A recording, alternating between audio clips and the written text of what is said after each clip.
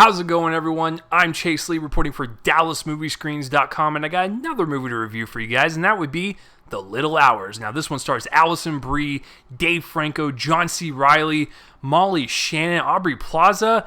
I mean, it's almost poised to be like the best comedy of the year, right? I know what you're thinking. Hold on so far. Let me read the plot to you, because it actually has a pretty interesting plot.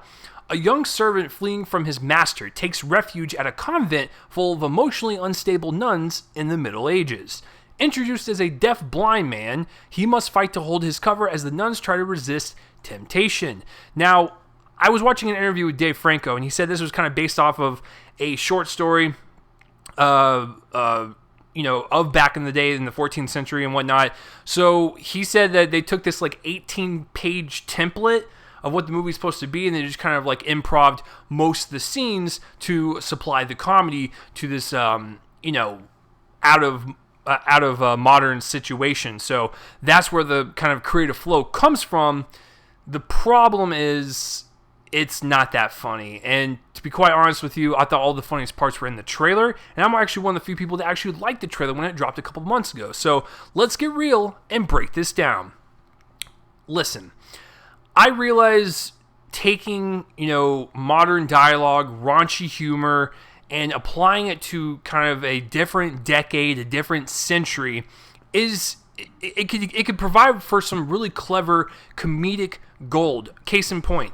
And the reason why I bring this up is because it kind of had this feel at the beginning of the film. Look at what Monty Python did for the Holy Grail. That was a film also in the Middle Ages that had a different style of humor to it that actually worked, and it had like this British dry wit to it, and it sounds like a weird combination on paper, but it works. And the way this movie starts out, it's almost like an homage to Monty Python, and they're kind of like cinematography and just the way they kind of cut together the images and the music and whatnot. It felt like an old school comedy that I was about to witness. The problem is the raunchy comedy and the improv and the free reign that the director had on these actors and kind of just let them do whatever they want. The best way to describe this movie is it's like an overblown, one-note SNL skit porno.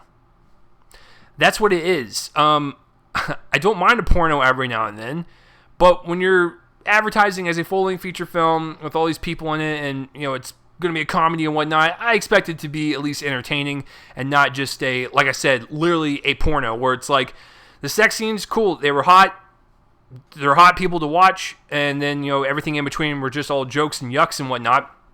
That's what it felt like. It just felt like a cheap porno. Listen, usually when you watch like comedies or movies in general, you can see that the actors and the director and the writers and whatnot, they actually will either care or they won't care. And when they care, you can see that they're trying. It's just not kind of coming across to you. It's not connecting with you in some way, shape, or fashion. That's what happened with me. All the people in this movie are uberly talented. Some of my favorite comedians and comedians in the business. But I thought the direction was so lifeless and so one note that it didn't really go anywhere beyond that. So when you give all these actors free range, it's almost like we're just watching a movie filled with deleted scenes put together to make a cohesive narrative, which like I said, I don't think it works at all, to be quite frank with you. And on top of all the one note, jokes and whatnot, it's a deeply unsatisfying movie. When the movie's over with, first of all, it's a chore to sit through because I maybe giggled or laughed twice, and it was really rough to sit through. So I thought it was a really kind of like slow burn type of comedy, which is not what you want. But the end of the movie just kind of ends, and you're like, I feel like there's like 15 or 20 minutes more, right? Like, you cut this too early. So it was a overall pointless movie. I hate using that word to describe a movie because I know that every director and every writer and producer has a point to make the movie, money and, sometimes creative, for creative issues. But I just thought this was an overall just kind of just one note thing that just kind of, when it ended, just was done. I felt like I wasted my time, for sure. And you're probably thinking to yourself, with all this negativity, is there anything positive about this film? Of course. The production design, the art direction, the costumes, it looks really good. They actually did the research, and they actually applied some effort in that department. That's why I think when you look at that quality of the film, the visual aesthetic, you can probably go to yourself and say, well, it looks like they tried. So I think they were actually trying with the comedy. It just didn't really hit for me.